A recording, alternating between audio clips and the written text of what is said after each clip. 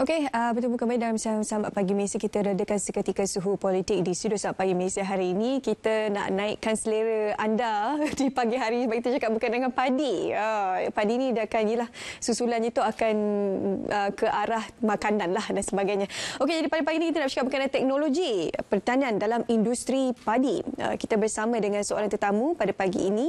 Saya perkenalkan terlebih dahulu, iaitu Haji Mio Shahrin, Haji Mio Muhammad selaku Pengurus Besar Koperasi. Assalamualaikum, selamat pagi Haji Mio hari ini. Okey, besar betul mesin kat depan saya ni. Yeah. Kalau saya duduk sebelah tenggelam agaknya. Okey, pengenalan terlebih dulu Haji Mio berkenaan dengan teknologi terkini dalam perusahaan padi di Malaysia ini. Ya, bismillahirrahmanirrahim. Assalamualaikum warahmatullahi taala wabarakatuh. Terima kasih pada pihak RTM dan juga Suruhanjaya Koperasi yang menganjurkan program kita untuk mendengarkan koperasi dalam industri pertanian ini.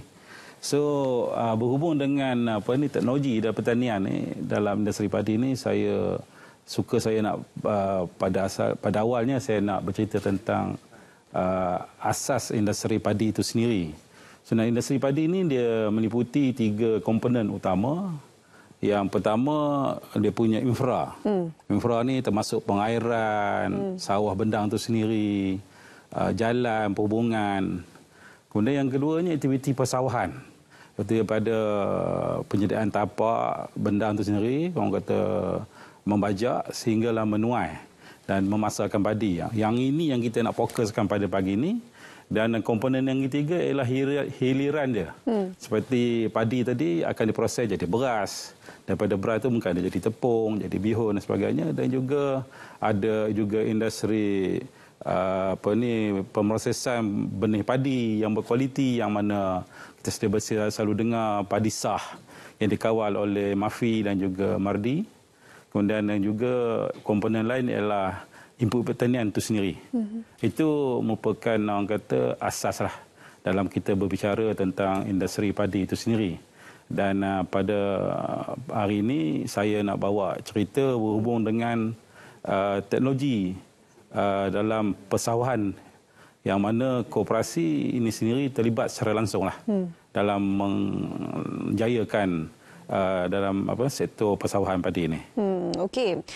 Apakah bentuk-bentuk teknologi terkini yang dipakai, atau apa perbezaan teknologi yang dipakai pada satu ketika dahulu dengan sekarang, Tuan Haji? Saya yakin banyak perbezaan dan juga penambahbaikan telah pun dilaksanakan, dan ialah kita dapat saksikan bagaimana sebenarnya kualiti beras di Malaysia dan juga kuantiti ini juga semakin bertambah disebabkan oleh pemodenan teknologi canggih seperti kita saksikan di kaca TV sekarang ni, Tuan Haji. Ya. Memang perubahan teknologi dalam industri padi ini cukup drastik. Dan pada hari ini kalau kita lihat depan kita ni ada satu alat yang kita kenali dengan nama drone. Drone ni dulu ada satu benda yang kecil je yang diguna oleh pengintip dan sebagainya. Tapi drone telah menjadi satu alat yang cukup penting lah pada hari ini untuk memudahkan kerja-kerja persawahan dan juga khususnya dari segi orang kata kecekapan, dari segi kecekapan. Begitu juga dengan teknologi lain dalam pembajakan, maknanya penggunaan traktor yang mesin yang begitu meluas. Dan yang terkini pula ada beberapa teknologi yang baru. Seperti contohnya meratakan tanah, ataupun kalau dalam bendang ni orang panggil leveling. Dulu kita pakai manual, kita cangkul, kita tolak, tapi sekarang ni dah menggunakan teknologi satelit. Alat yang dah canggih. Maknanya ketepatan leveling ni dapat dilaksanakan dengan baiklah. Kemudian begitu juga di segi tanaman padi. Dulu orang kata kita pakai cedung. Sekarang dah pakai mesin. Dan juga di segi pengairan dan juga mini jentuai. Sekarang kita ada satu model mini jentuai ni. Ini juga orang kata menuai ni dah tak perlu lagi pakai jentuai yang besar, tapi kecil dan efisien.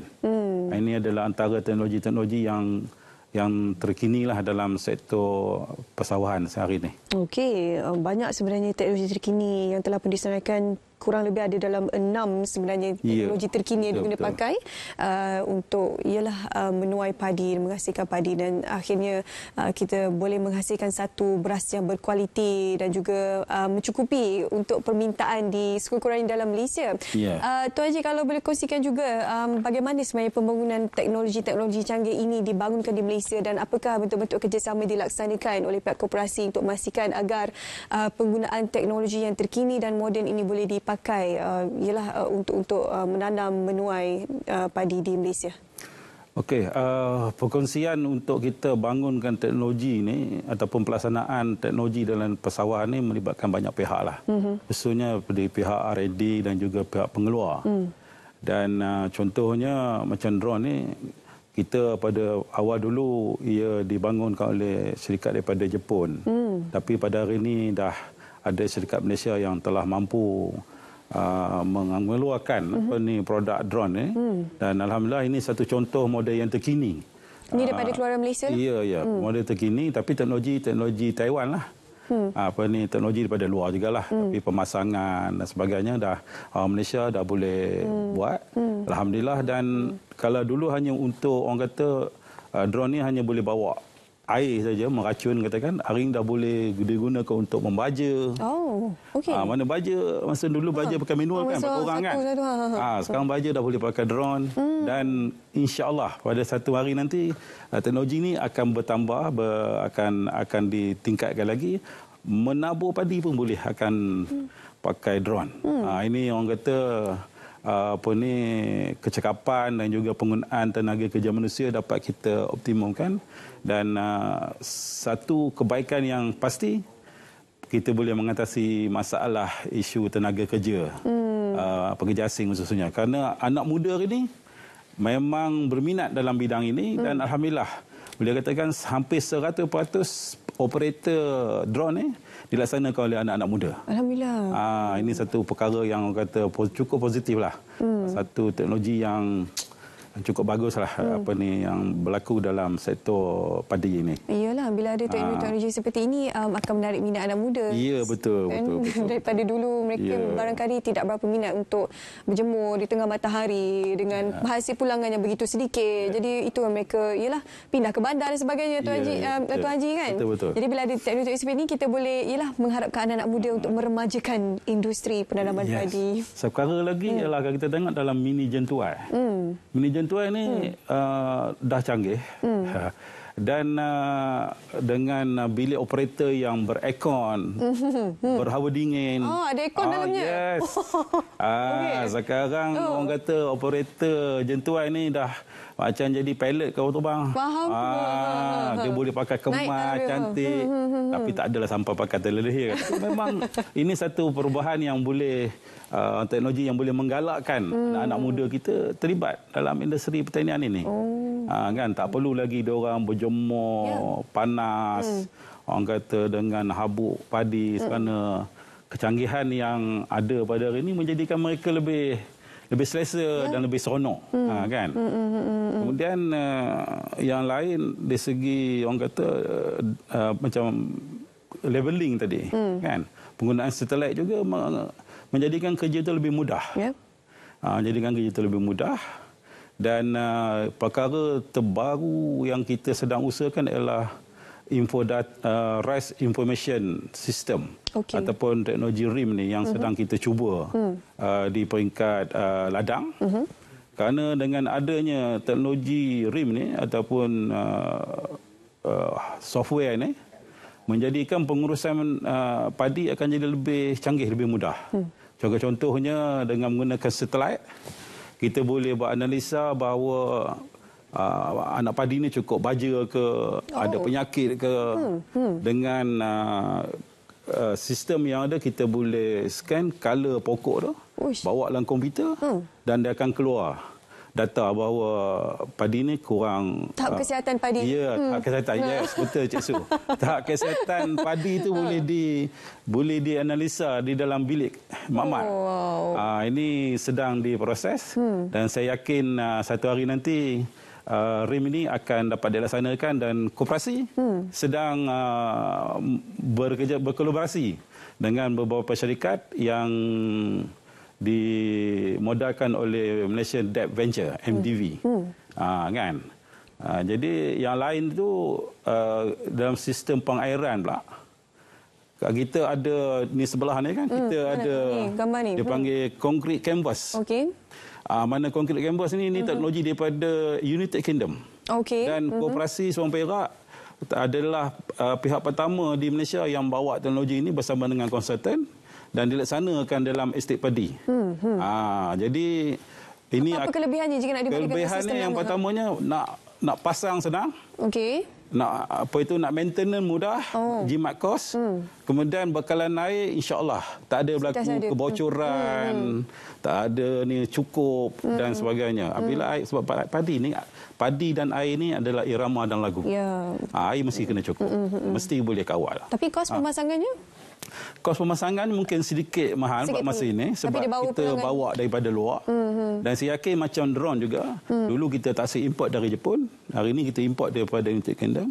Dan kalau teknologi ini memang memberi kesan yang bagus, saya yakin satu hari produk ini akan dikeluarkan oleh rakyat Malaysia di negara kita. Kena ada permintaan dulu. Yes. Baru akan dapat perhatian daripada pihak kerajaan. Yes, betul, dana masuk dan anak-anak tempatan pun boleh menjayakan teknologi seperti ini. Tapi ini baru kita laksanakan dalam tahun ini.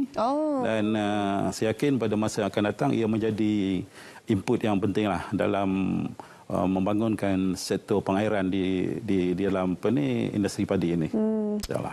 Tuan Haji, kita dah nak habis masa dah. Seronok cerita sebenarnya padi ni kan. Banyak cerita, macam-macam ada. Padi ini dah orang kata kalau dulu bercedung pakai kerbau, sekarang pakai traktor yang canggih. Dan tapi saya nak bercerita sikitlah. Nak tingkatkan industri padi ini dalam khususnya teknologi ini memerlukan modal yang besar. Ya, betul. Modal yang besar. Saya bagi pihak koperasi lah. Memang orang kata kena ucap terima kasih banyak-banyaklah pada Suruhanjaya Koperasi melalui tabung modal koperasi bagi modal berjuta-juta kat kami melalui pinjaman mudah. Yang murah lagi mudah untuk kami mulakan, kami boleh beli drone, beli traktor, mini traktor. Kalau harapkan modal koperasi sendiri mungkin sukarlah. So saya rasa kat sinilah advantage kami koperasi dan orang kata mungkin pihak SKM juga boleh kembangkan lagi lah teknologi ini dan kami di koperasi insya-Allah akan beri kerjasama yang terbaik. Begitu juga kepada pihak Petra yang memiliki estate padi itu, jadi memberi peluang kepada kami untuk bekerja dan juga melaksanakan dan menggunakan teknologi baru ini bagi menjadikan industri padi ini semakin canggih, mampan dan menjadi tempat orang muda minat bekerja dan akhir sekali industri padi ini akan jadi sebagai tempat yang penting untuk rantaian makanan negara insya-Allah. Insya-Allah, dan kita tak perlu lagi bergantung kepada negara luar untuk import beras kan. Kita boleh fokus secara penuhnya pengusahaan padi di Malaysia. Terima kasih Haji Mio, ini sahaja kesempatan kita hari ini untuk bercakap berkenaan dengan teknologi padi yang begitu menarik untuk penutup pagi Malaysia. Terima kasih sekali lagi Tuan Haji untuk kita hari ini. Seterusnya kami nak bawa anda ke cerita pagi, tapi sebelum itu kita nak berehat seketika dan kembali selepas ini. Jangan ke mana-mana.